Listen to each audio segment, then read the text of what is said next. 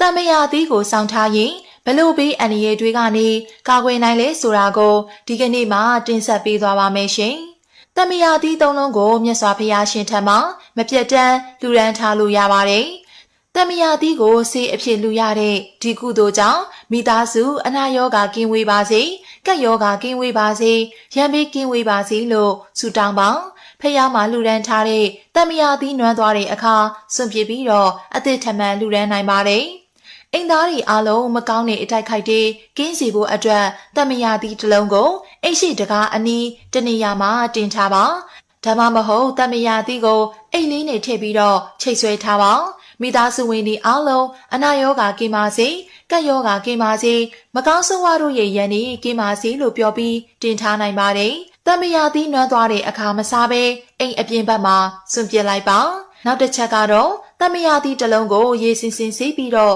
ကိုနဲ့မကွာစောင့်ထားလို့ရနိုင်ပါသေးတယ်။ဖျားစီတရားစီတန်ဃာစီလို့ပါဇက်ကပြောပြီးတော့အဲ့ဒီတမယာသီးကိုအိတ်ထဲမှာထည့်ထားလိုက်ပါ။ဒီမကောင်းရင်တမယာသီးကိုရှူရှိုက်လို့ရပါတယ်။တမယာသီးနွမ်းသွားတဲ့အခါလဲပြီးတော့နောက်ထပ်တစ်လုံးစောင့်ထားနိုင်ပါတယ်။ညဘက်အပြင်ထွက်တဲ့အခါသို့မဟုတ်မတန့်ရှင်းတဲ့မြေနေရာတို့ကိုသွားတဲ့အခါတမယာသီးကိုအိတ်ထဲမှာဆောင်းသွားပါ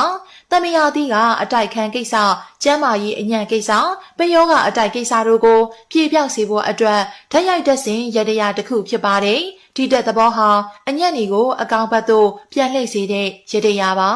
တမယာသီးအဆောင်ရဲ့နောက်ထပ်အသုံးဝင်ပုံတစ်ခုကတော့ကျန်းမာရေးမကောင်းတဲ့အခါအမြန်သက်သာစေရန်သို့မဟုတ်အပြိုင်အဆိုင်အတိုက်ခိုက်တွေများနေရင်အနာရစေဖို့အတွက်မိမိနေအိမ်မှာရှိတဲ့အိမ်သားတွေကထောင်တစ်ထောင်မှာတမယာသီးတစ်လုံးကိုပြစ်ထားပြီးစိတ်ထဲကနေငါတန်နှင်းခံလို့ဆူတောင်းနိုင်ပါတယ်မိမိမှာအတိုက်ခိုက်ရန်လိုသူတွေအယမ်းများနေရင်တော့တမယာသီးကအမြန်ပုတ်သွားတာဒါမှမဟုတ်အမြန်ချတာမျိုးဖြစ်သွားပါလိမ့်မယ်တမယာသီးပုတ်သွားတာသို့မဟုတ်ခြောက်သွားတဲ့အခါမှာတခြားတမယာသီးတစ်လုံးကိုလဲလှယ်ပြီးတော့အိမ်သားတွေကထောင်မှာထည့်ထားလိုက်ပါတမယာသီးကတော်တော်နဲ့မခြောက်တော့ပဲအချိန်ကြာကြာစိတ်နေတယ်ဆိုရင်တော့ထက်မှန်လုပ်ဖို့မလိုအပ်တော့ပါဘူးခရီးသွားတဲ့အခါမှာလမ်းအန္တရာယ်ကင်းစေဖို့အတွက်ငါတန်နှင်းခမ်းဆိုပြီးတော့စိတ်ထဲကနေဆူတောင်းကတမယာသီးတစ်လုံးကိုလမ်းမှာပစ်ထားခဲ့လိုက်ပါအထူးသတိထားရမှာကတော့အဆောင်ပြုတ်လုပ်ဖို့ရတရားပြုတ်လုပ်ဖို့အတွက်ဝေလာတဲ့တမယာသီးကိုလုံးဝစားလို့မရပါဘူးခရီးသွားရင်စောင်းသွားတဲ့တမယာသီးကိုလည်းစားလို့မရပါဘူးစားမိတဲ့အခါမှာအတိုက်ခိုက်တွေများလာပြီးတော့ဒုက္ခတွေကြုံတွေ့ရတတ်ပါတယ်လွယ်ကူရိုးရှင်းတဲ့တမယာသီးအဆောင်ကိုအသုံးပြုပြီးတော့ဘေးရန်ရည်တွေကင်းရှင်းကြပါစေလို့ဆုတောင်းပေးလိုက်ပါတယ်နော်